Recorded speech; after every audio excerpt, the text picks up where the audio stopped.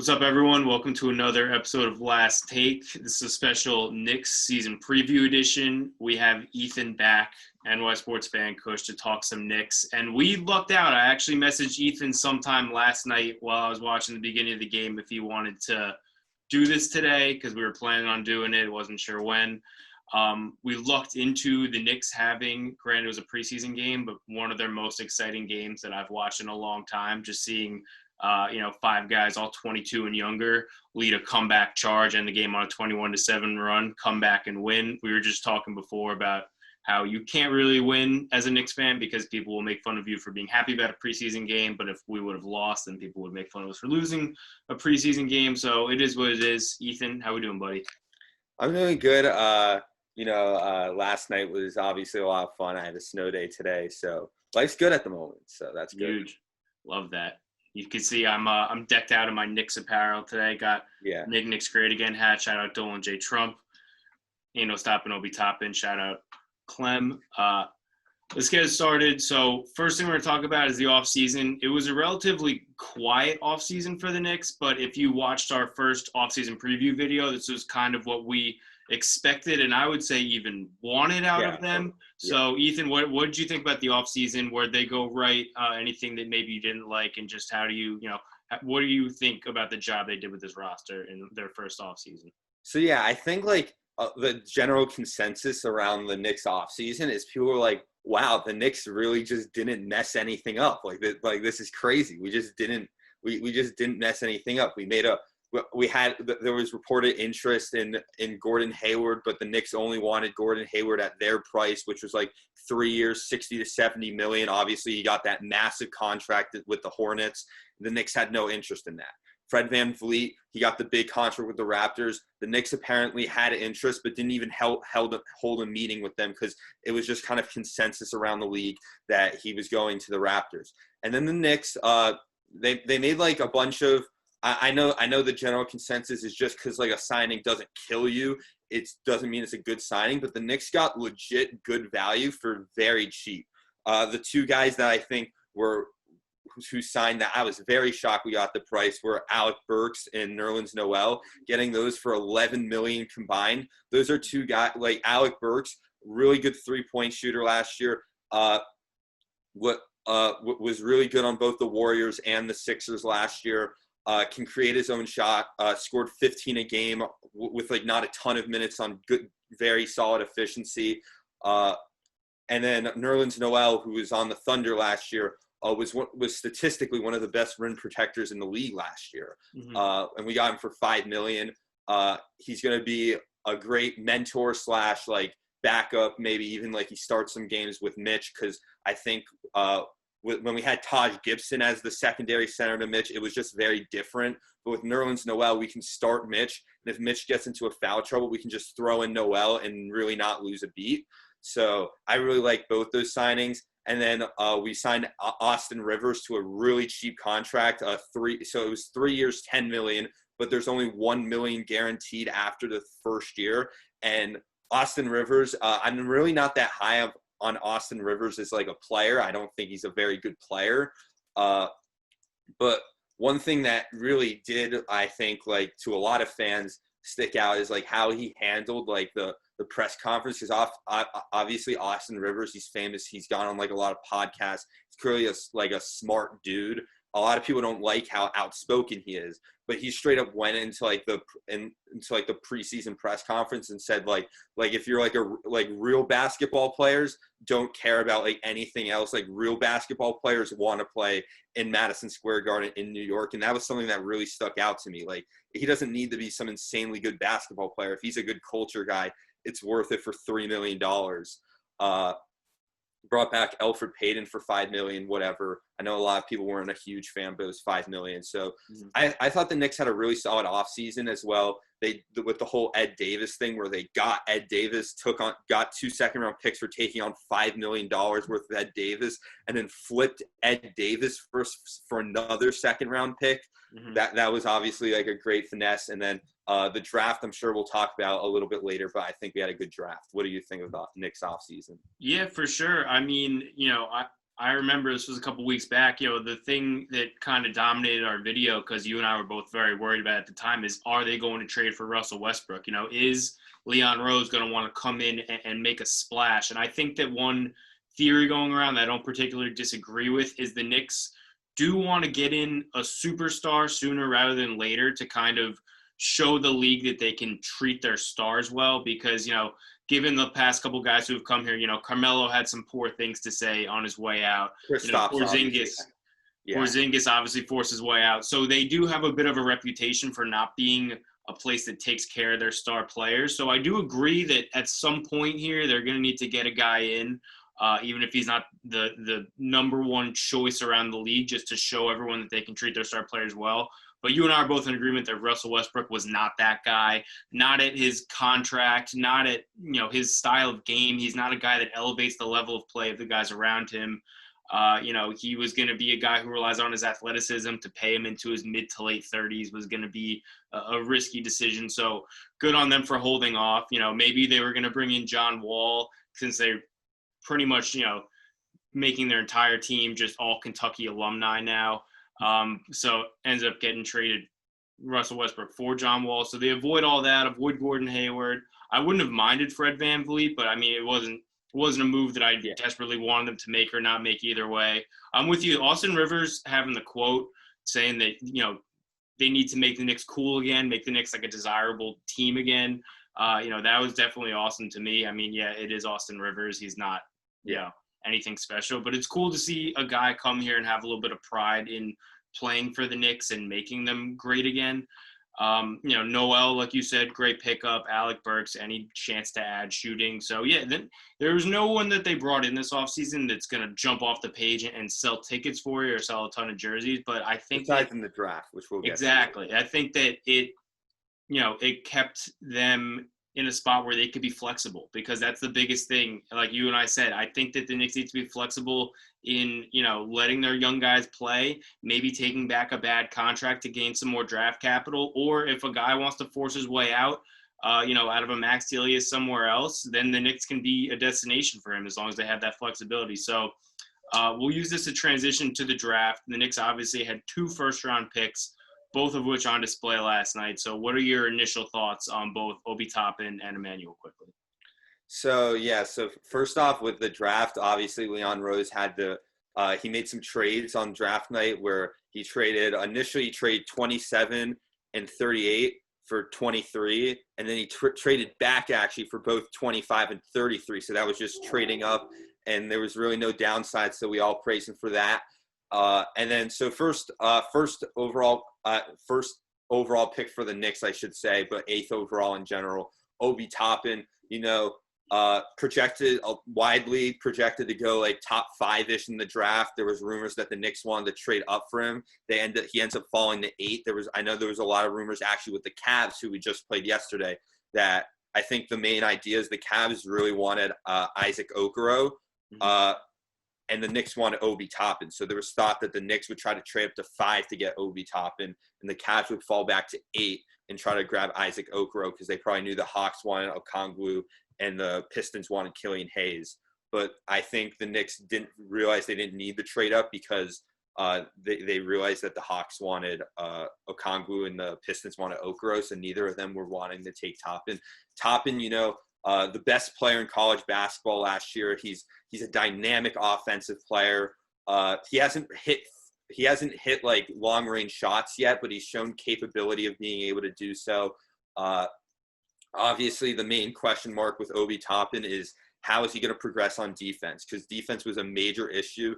He was basically a 0 on defense, for lack of a better term. But he is he is athletic. Tibbs is the coach. Tibbs isn't going to tolerate, which I don't think this was Obi Toppin's problem, but Tibbs isn't going to tolerate just players not playing defense at all. Like we saw last night, like Dennis Smith Jr. of all people was putting in like a ton of effort on defense, which was good to see. So Thibodeau is not going to be one to tolerate just like effortless defense. I like Obi Toppin. He was of the players available on the board, he was my second favorite player available on the board. First being Denny Avdia, who went a pick later to the Wizards. I thought he was a top 3 player in the draft. Mm-hmm. But so yeah, I like the Obi Toppin pick. I think you look at him, he's a guy. I know we talked about that the Knicks shouldn't do stuff to like just to excite the fan base, but he is a guy who's going to excite the fan base right away. Even if he's not a great player right away, he's still going to have like cool dunks, which is just like, like it's just going to be something fun to watch. And I think he has really high offensive upside. You look at him, I know people want to say like, oh, he's 22, like, he's not going to improve whatsoever. But you look at him, he only played 2 years of college basketball just based off like he redshirted his freshman year and stuff. And then he played his first year, and he went into this year ranked as the 31st best player in college basketball. And he was the best player this year. And and he's so athletic and stuff. There's still room to push that, in my opinion. So, we'll see how he goes, but I like him a lot. The team looks so much better the team has looked a lot better with him on the floor so far. Even if he hasn't consistently been like a great, obviously it's just preseason, but the team just looks a lot better with him on the floor. And then the Knicks grabbed Emmanuel Quickley at 25th overall, again, the SEC player of the year. So the Knicks got 2 guys who proved that they were really good college players. Emmanuel Quickley, obviously the main thing that was talked about when he went as a prospect was how elite of a shooter he was. He shot like 45% from 3, shot over 90% from the free throw line. So that was obviously something that was very attractive to the Knicks. But yesterday he showed real potential as an on-ball like playmaker. Like he had like 6 assists last night. Obviously not like a perfect like way, but like you can just see like the ball was just very shared, and the spacing he provided. Like Emmanuel Quickley was a major positive last night, and he only shot 1 from 6 from 3, which is obviously like supposedly his like main strength.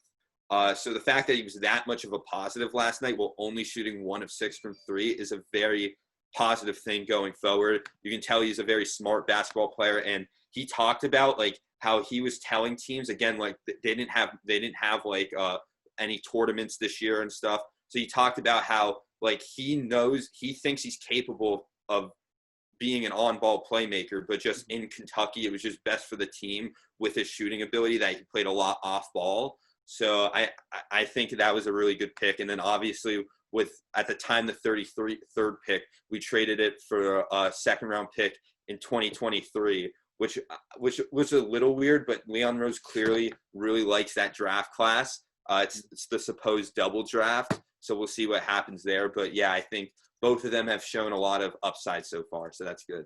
Yeah, for sure. I mean, you said it. It's the 2nd year in a row, obviously taking RJ last year, who was one of the best players in college basketball at Duke, and then taking Obi, the player of the year, and then quickly the SEC player of the year. Knicks taking really good college basketball players, which I'm personally a fan of. I know there's the school of take a guy who, is maybe 19, only played a year and still has to develop. I don't know if this speaks more to the fact that I'm just biased and I like seeing guys who have already had success in college come to the Knicks, or if it's the fact that the Knicks can't develop talent. Probably a little bit of both, honestly. But I like seeing those guys. Obi is kind of the antithesis of the Kevin Knox pick, because Kevin Knox at the time was like, he's the youngest guy in the draft. Like, let's see him develop. And like, he did play really well last night, but like, he really hasn't developed into what, his highlight as a Knick was winning Summer League MVP, coming into his rookie year. So he hasn't developed, like I said, probably put a lot of that blame on the Knicks more so than Kevin Knox. But, even though Obi is 22, you said it, he only played 2 years of college basketball. This is a guy who was not highly recruited out of high school, goes to prep school, and he's taken a major leap forward in every single year. Like, he wasn't supposed to be a top 10 pick going into last year, ends up being the best player in college basketball. He's a hardworking guy, local kid, just very easy to get behind. And, obviously I'm trying not to get ahead of myself too much here. His ceiling is, Knicks fans watch him and think, oh shit, this is the next coming of Amari Stoudemire. Like, this guy jumps absolutely out of the gym. He can get his own shot. He can knock down jumpers. Like you said, defense is going to be the biggest thing for him, but I think, he is very athletic. He needs to work on his lateral quickness a little bit, but if there's a coach that knows how to develop defense, it is Tibbs. So, I do have very high hopes for Obi without trying to also not be disappointed if he is not the next Amari Stoudemire, because obviously that's a pretty lofty goal to reach.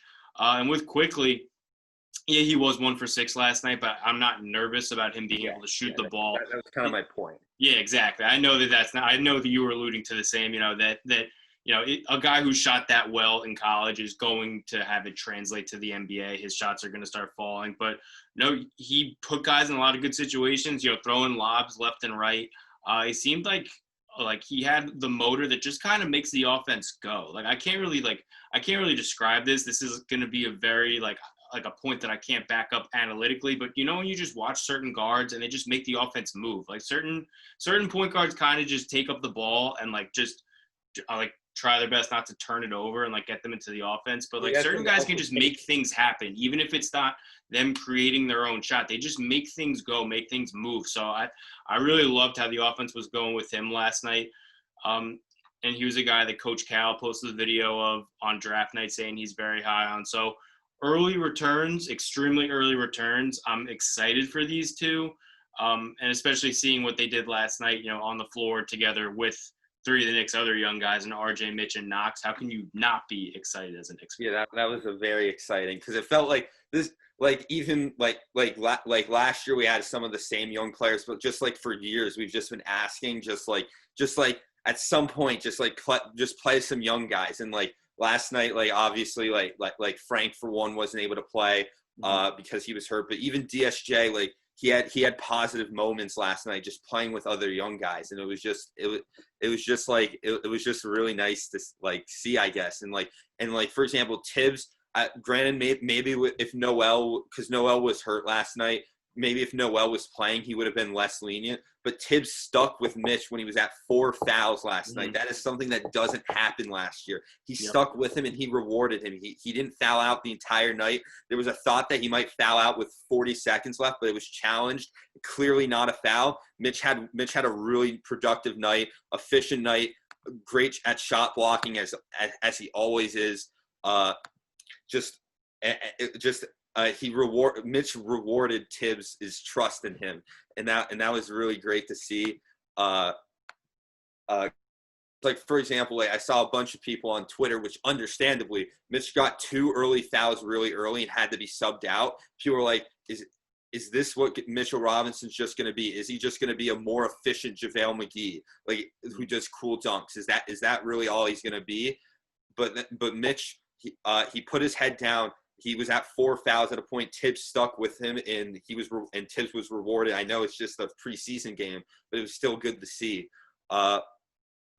And yeah, it was really fun. Obviously, RJ Barrett has had a really good preseason so far. It's just been a really fun preseason. I've come out of each 3 preseason games with some form of positive takeaway, and that's just something that I haven't had 3 games of Knicks in a row that I've come out with positive takeaways before, even if it's just preseason. Unheard of. So it's just really fun to see. So you see me, I'm smiling just thinking about last night. It was just really fun. I know. I wouldn't think that you and I would both be this optimistic in the season preview video, and I asked you to do it. But listen, they've shown a lot, and it's the young guys showing a lot. So I'll go into my next point. As much as we would love to see that lineup of RJ, Mitch, Obi, Quickly, and Knox, I think I saw you had tweeted last night saying I like that lineup, but with Burks in there for Knox coming off the bench. As much as we would like to see that be like that or something yeah, as much as we would like to see that be the starting lineup or the lineup they go with heavily, I doubt that's what it's actually going to be. So how do you see the Knicks starting 5 shaking out? So I think there's a lot of directions they can go. I kind of hope that they come to their senses. And what I really don't hope happens is it's like what it was the first 2 games of Elfrid Payton, Alec Burks, RJ, Julius, and Noel. I really hope it's not that. Mm-hmm. I like RJ obviously, and I say I like Burks and Noel. Payton is Randall but I just really hope that even if it's not the starting lineup, I just hope that these young guys are in the rotation together and they play a lot together.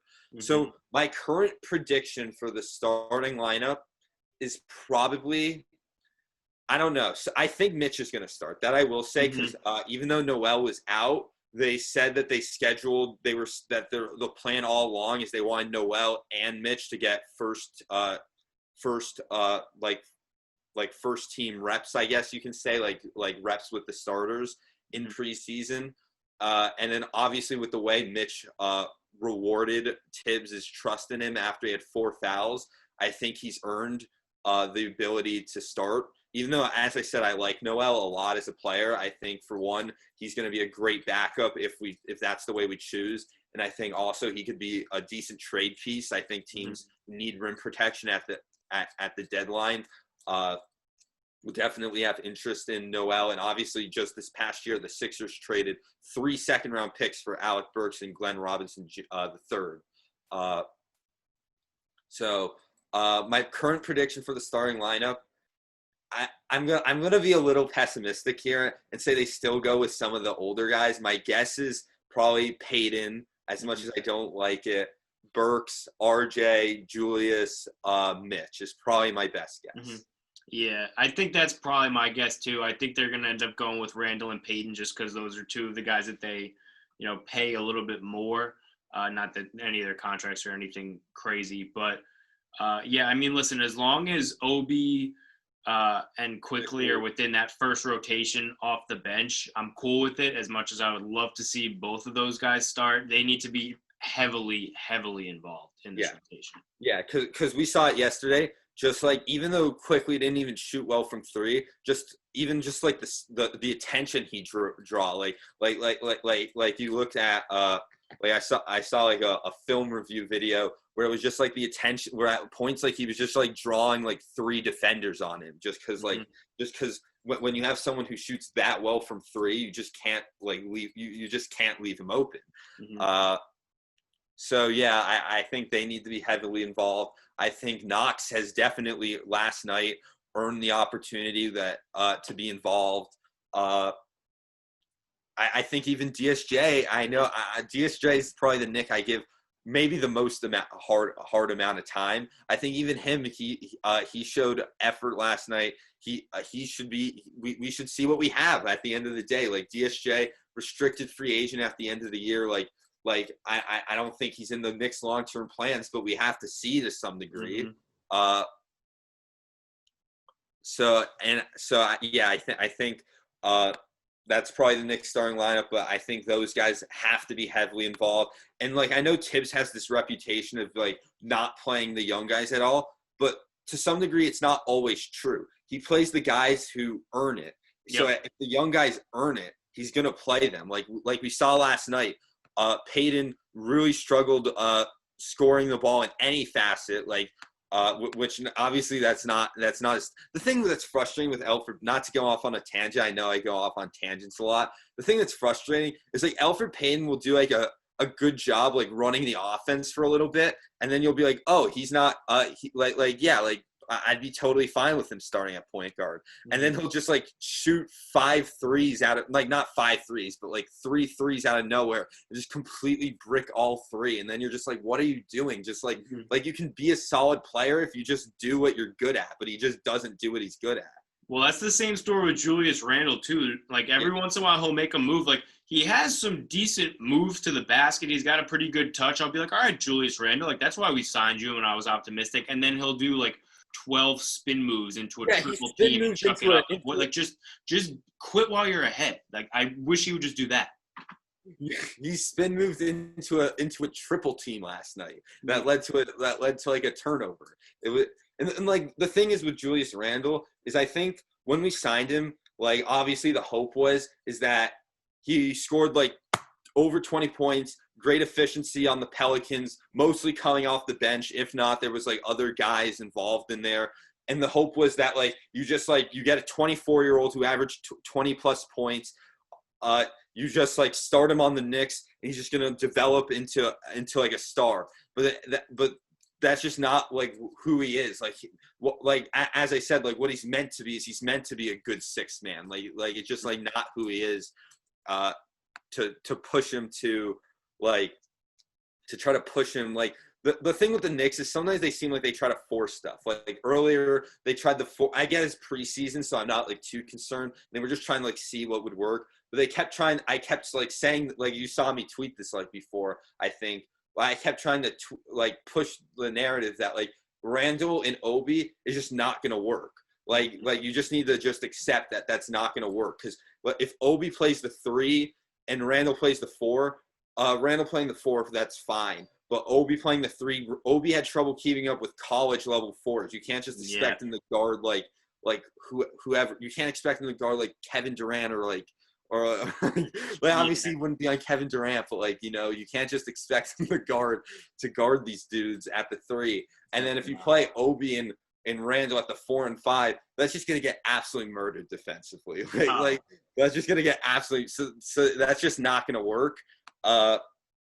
In my opinion, they just need to go with one or the other of playing the 4 at points. And Obi playing the 4 next to Mitch or even Noel just makes so much sense, because they can block shots along the perimeter, especially Mitch can block shots along the perimeter. I know Noel's more of just a pure rim protector, but Mitch can block shots along the perimeter. It just makes so much sense to just have him playing at the 4 with no Randall involved. So that's kind of what I hope they do. And they were just trying to try stuff. But yeah, I think that's what they need to do. Mm-hmm. Yeah, no, Obi and either Mitch or Noel, that's a very athletic 4-5 duo. Yeah. Protecting the rim, blocking shots. That would definitely be fun to watch when we do get to see that this year. I don't know. I feel like Julius Randle thinks like when he signed that like the Dolans were personally asking him to like save the franchise single-handedly, like become the next coming of Kobe Bryant. Like he really does just like almost hinder the growth of guys like RJ because of how ball dominant he is. And I don't know who he thinks he is sometimes. Like that's like it just infuriates me, because he could be good. He you're right. He was efficient with the Pelicans, but then he comes to the Knicks and all of a sudden he's just this like wildly out of control guy spinning into triple teams. Yeah, like Randall was literally like a 6th man of the year candidate on the Pelicans. Yeah. As like a 23-year-old, just coming into he left the Lakers. He's like the thing is he's not a bad basketball player, but he's just like a negative for the Knicks. Like all he does for the Knicks, which I know why they didn't trade him, is because no team had interest in trading him for him unless the Knicks like did something to like incentivize, and the Knicks like. Obviously, Leon Rose is coming here with the thing of he's always just going to try to make the right move on paper, not going to try to like desperately go after like something crazy. So that's the reason why he's not traded. And it's been very clear that the Knicks have no intention of making Julius Randle the like a part of the future. Like he's not going to be on the team past this year, maybe not even past the deadline and stuff. They draft Obi. They reportedly shop Randle all offseason, so. I don't think he's going to be part of the future, but it's just like at the moment, all he does is take minutes from people and just like hinder the development of others. So it's exactly. And then just one other quick shout out I want to give. You said it before. Props to Dennis Smith Jr. for actually playing a good game last night. I had tweeted in the first half. Like, I don't know if you saw this. A report had dropped a couple days ago, and it was just like Dennis Smith Jr. is like an awful player and teammate. Like I just read the headline. I was like, this is hilarious. But yeah, and at that point, like I know I give him like crap and stuff, but I just felt bad for him at that point. It's just like he like people thought he was like some future star on the Mavericks, and then like he just gets sent to like a horrible situation where he's always going to be attached to Kristaps Porzingis. Like the Mavericks now, they're going to be like a top 3 seed in the West. And he's just always going to be attached to that, no matter what he does.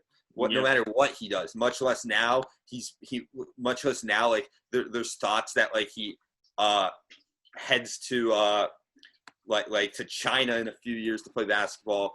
At that point, I just felt bad for him. Like they just need to like cut bait. But he played a good game last night, so exactly. Well, he was the guy who the Knicks got ripped for passing on to take Frank. Then he's the guy who the Knicks get ripped on for dealing Porzingis for. Obviously, that was more about the picks and the cap space and Porzingis wanting out than Dennis Smith. But still, the people look at it and say, "Oh, you got Dennis Smith back for Porzingis." So, and I had tweeted last night like he can't make this roster, DSJ. Like in the first half, he just looked so like lethargic and like out of it. But he really did play a great second half. Effort-wise, defensively, knocked down some shots.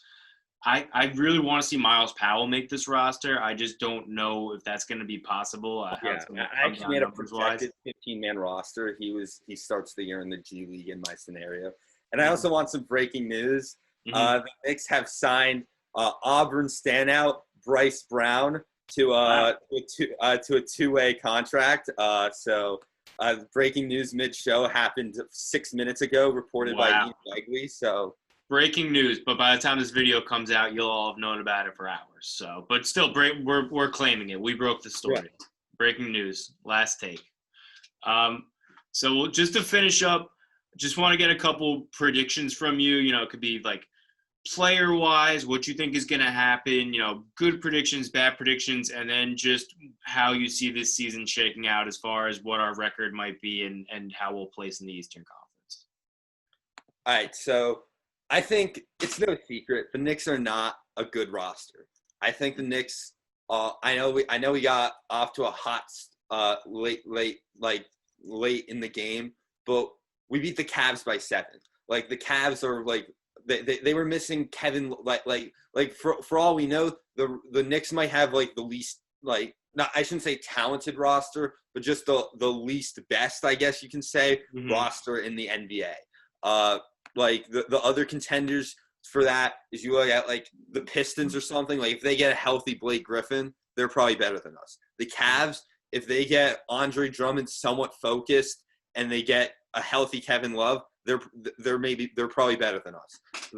The Thunder, who've traded everyone, if SGA takes like some major step forward, they're probably better than us. So I think there's a decent shot that the Knicks are the worst roster in the NBA. And you look at rosters who were worse than us record-wise last year. Like the Hawks had a worse record than us. No way are we going to be better than the Hawks now. So I think there's a decent shot that the Knicks finish with the worst record in the league. However, that's fine. If the Knicks go 20-52 this year, because it's a 72-game season, but those 20 wins come off the back of R.J. Barrett, Mitchell Robinson, Obi Toppin, Emmanuel Quickley, Frank Ntilikina, Kevin Knox. If they come off the back of those guys, if a lot of those wins come off the back of those guys, that would be fine. If the Knicks win 10 games, 20 games, 30 games, 40 games, I'm not going to care about the record per se, because I know this team isn't winning a championship. That's just obvious. Like Vegas literally has the Knicks winning a championship at like 1-70 to 750. Like that. Like I know that's not going to happen. But that doesn't matter. I don't care. Like if we make the playoffs or we are the worst team in the NBA, like as long as the wins that we do get come off the back of, I'd much rather win 20 games and have all those wins come off the back of RJ Barrett than win 30 games, maybe squeeze into like the 10 seed for the play-in game and have all those wins come off the back of Elfrid Payton and Julius Randle. So I think what good things to happen this year that could happen is if RJ Barrett continues to grow, obviously that would be a very good thing. Like maybe he scored 14.3 points a game last year. If he gets that up to like 18, like he scored 20 a game this preseason, that's with some cold stretches even. If he gets it up to 18 and improves his efficiency, shows flashes of being a good maybe even plays like primary ball handler at points in time. If Quickly shows he's a potential steal in the draft, if Obi shows that his offensive upside, if Mitch shows that he cuts down on the foul trouble, those are all good things to look for, even if we don't win a crap ton of games. No, I'm with you. Like whatever happens this season, I want it to be because of our young guys. Even if that's the harsh reality of these guys aren't what they thought we were. Like I think this year is a big see what you have. I'd much rather like come to the realization this year that maybe RJ is a decent starter, not a star, that Mitchell Robinson turns out, as I said before, turns out he's just JaVale McGee with cool dunks. Right. And that Obi Toppin is maybe still has room, still needs to grow a lot more. I'd much rather realize that than go with Julius Randle and Elfrid Payton all year and then figure that out next year. Exactly. I'd much rather realize it this year. Whatever happens, I want it to be because we're seeing a lot of RJ, Mitch, Obi, Knox, quickly, Frank. I want to see a lot of the young guys. I don't need 40 minutes of Julius Randle. I don't need 40 minutes of Elfrid Payton. Even if those two guys have a great season and it ends up, resulting in an extra 5 to 10 wins, I'm not doing that at the expense of Mitch only seeing 20 minutes a night and quickly barely getting minutes. I need to play the young guys 100%. Yeah. So, I totally agree with you on that. Absolutely. And then also, I think the Knicks will also have. I know it's very Knicks fan-like to already look forward to the trade deadline when the season hasn't started. But if Alec Burks plays well, we just saw the Warriors. The Warriors got 3 second-round picks for Alec Burks and Glenn Robinson, and Alec Burks was very good on the Sixers. Glenn Robinson stunk on the Sixers. Yeah. I still think he's potentially a decent player, but he stunk on the Sixers. Alec Burks, essentially, along with another player, got traded for 3 second-round picks. If he has a good year, teams are going to have interest in trading for him again. Right. Nerlens Noel, if a team needs rim protection again, teams are going to have interest in trading for him. Reggie Bullock, even, I know he stunk it up last night, but if he finds out his three-point shooting, he can be traded at any time. Because he wasn't signed this offseason. He can be traded at any time. So we'll see what happens then. And then I know, again, very Knicks like to look forward to next year's draft, but next year's draft is a really good draft. The Knicks have 2 first-round picks in next year's draft.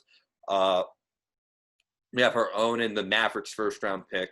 We'll see where the Mavericks – because the thing with the Mavericks, again, is it's very weird. I can see them going anywhere from, getting the best seed in the West, given that the Lakers might load manage, to – the 8th seed in the West. I can see anywhere in that range. Just given how stacked the West is and how many teams that are kind of close to them in caliber. Right. I can see a large range in them. So we'll see what happens. But I think there's reason to be optimistic, even if we don't win a ton of games this year. There's reasons to look forward. So. We have the second, just to give you some perspective, not to give you, but just to give the audience some perspective. We have the second most upcoming picks in the entire NBA, the most cap space, and young talent on the roster. Yep. So good to see. Exactly. So I'm going to go kind of optimistic with my I don't even want to call these predictions. I threw a couple bets last night. I told you about them, or this was a couple days ago, actually. Obi to win Rookie of the Year is plus 600. I don't know that he wins it. I think it would be tough for him. But like you said, Tibbs is going to play the best guys, and I think that there is a chance that Obi is better than Julius Randle, will play more than him this year. And if the Knicks are any semblance of good, he could be a guy that's exciting enough to gain traction. So I threw a little money on that. Knicks to make the playoffs are plus 1,400. I figured with those odds, why not? And then one that I actually really am – I don't want to say confident in because there's plenty of guys who are up for this award, but I think that he's definitely going to be one of the guys in consideration when we get down to it at the end of the year. RJ Barrett to win Most Improved Player. I think one thing I'm really confident in is RJ takes a big step forward this year. I think he's a guy that maybe he's not an all-star, but he's a guy that's in consideration for that. I think that he shows that he is a real NBA talent, a guy that can be one of the leading guys on a contender someday. I've loved what I've seen from him last year. I love what I saw from him so far these first 3 preseason games. I think RJ Barrett for sure takes a huge step forward in this upcoming season. Yeah, and I think really the only reason why his odds are so low is just because the stereotype that they don't give it to second-year players. We saw this year, like on paper, like Luka Doncic should have ran away with most improved player. Given like Brandon, like the two other guys, he was one of three finalists, finished third. The two guys who finished ahead of him, Brandon Ingram and Bam Adebayo, both went from solid starters, like solid players, to like all-stars. Luka Doncic went from, he wasn't even an all-star. He was a really good player. He wasn't even an all-star. Granted, he kept improving late in the year, but he went from that to an MVP candidate. So on paper, he should have ran away with most improved player. But I think it's a little different with RJ Barrett, given that like he didn't make an all-rookie team for one. A lot of people argue he should. Some people argue that he shouldn't. Whatever. Not here to debate that today. Given that he didn't like with Luka Doncic, I think there was a feeling that it was expected that he just grew, that like Jason Tatum, for example, probably didn't get enough love for it because people expected him to just break out. So there's a little bit of an unexpectancy factor, which I think RJ is like a little bit of a sneaky improvement candidate comparatively to others. Right. So I think that's definitely very good odds for him to win most improved player. I think Mitch could also be a most improved player simply off the fact that like Mitch has like insane counting stats already. Like if he played like full games, he would average like 15 points on literally the greatest efficiency of all time, while also being like an insane shot blocker and rebounder. So he has like insane counting production, but he just hasn't been able to stay in the game. So simply by staying in the game, Mitch could also make a run at most improved player. So yeah, there's a lot of potentially good thoughts to go into next season. So I'm excited. 100%. And then, like you said, listen, if you gun to my head, I think that the Knicks are in the lottery again next year, probably one of the five worst teams in the league, and they're picking high. But what you also said is that next year's draft is a really good draft. And because it's a really good draft and the Knicks are the Knicks, they're going to be unexpectedly good and play themselves into a late lottery pick, or maybe even, here's my bold prediction, I think the Knicks maybe Tibbs plays the right guys. He finds a mix that works. RJ takes that step forward. Mitch takes that step forward. Obi, contributes quickly, knocks down shots. I think the Knicks, it's not out of the realm of possibility in the Eastern Conference that they can find themselves in one of the play-in games. So I'm going to say that they win somewhere between 30 and 32 games, get hot, win the play-in game. And then here's this. Listen, this is all not happening, but I'm going to speak into existence. They play a first-round series against the Brooklyn Nets.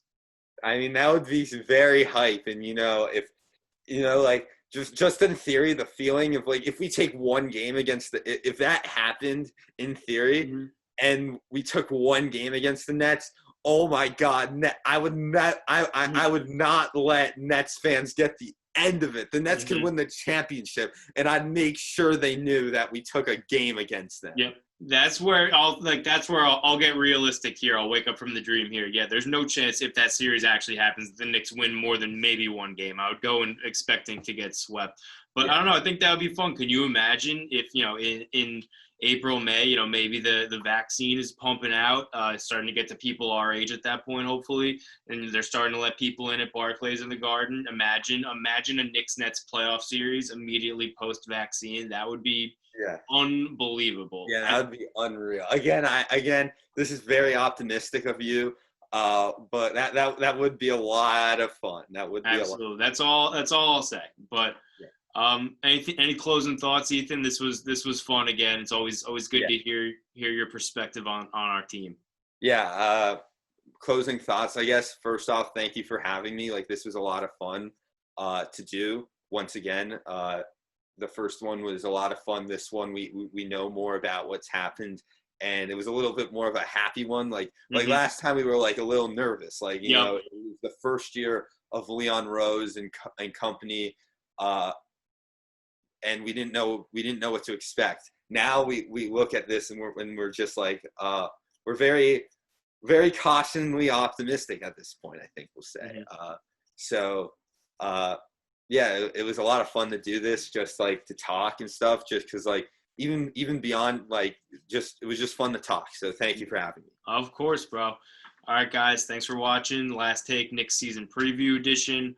I'll probably be throwing a couple of these clips up on Twitter, so feel free to clip them when we're painfully wrong or Ethan's right and I'm painfully wrong. Hit that subscribe button if you haven't already. Go follow Ethan on Twitter at NYSportsFanCush for all your Knicks, Giants, Yankees, whatever else content. Big Ten basketball. Can't wait for Rutgers, Michigan State. It's going to be a fun one coming up. So thank you guys, and we'll see you next time.